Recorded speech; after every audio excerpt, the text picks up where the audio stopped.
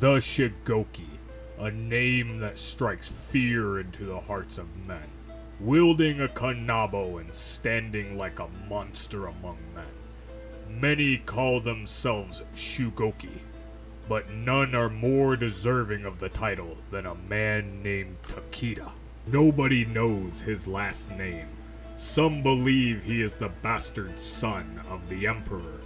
Others believe he is an ex-bandit seeking a redemption he knows he can never earn. But if you ask him, he will tell you his real story. I was a power-hungry man. I had everything you could ever want. Gold, women, and all the food you could eat. I cared about nothing but my self-pleasures, but it was never enough, so I sought more power. I trained with sumo wrestlers, learning about both strength and discipline. The kanabo I willed is a gift from my savior to protect the weak. I met him on a peaceful day when I was sitting alone by the waterfall, deep in meditation. When I felt a presence unlike anything I've felt before. It was calm, peaceful, and full of love. It sickened me. Normally, if I was disturbed during meditation, you were executed right where you stood. But my body was frozen, as if something was holding me there. All I could do was speak, so I spoke. Who are you? But I got no answer. Rage filled me. Whatever had me released me, and I turned around angrily, saying, "Who are you?" The man calmly replied, "Jesus Christ." I laughed. You mean that mythical man that the Christians blab about all day? He replied, "Yes, that Jesus, and I am no myth." Okay, and why are you here? Shouldn't you be around your followers being worshipped or something? I mockingly replied. Unfazed by the comment, Jesus said, "I've come to give you an important message, Takeda." "Then speak. I am not a patient man, nor do I believe you are who you claim to be." We stood there and stared at each other for a moment.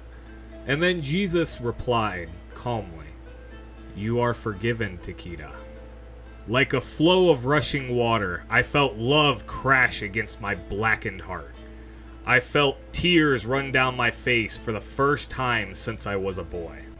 A wave of light rushed my body and my soul. I felt truly free for the first time in my life.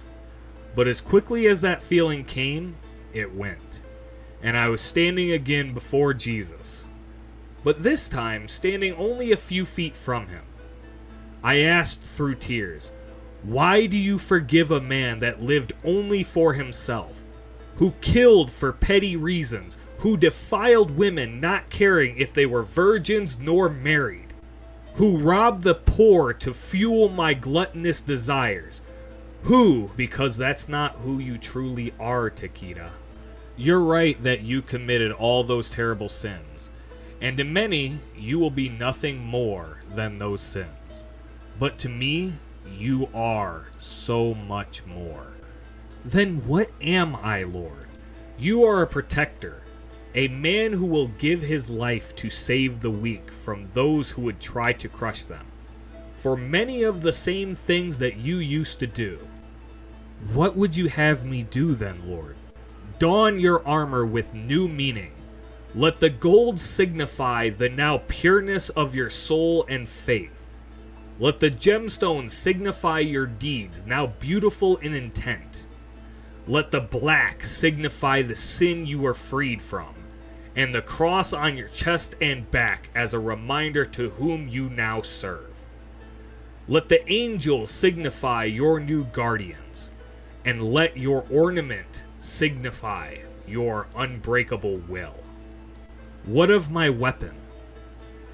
Let your weapon be the kanabo, that will signify your might and strength given to you by the Lord your God, to crush those who harm the weak and to stand for true justice. And what of my mask? Let it be a reminder to what you were saved from becoming a victim to in hell.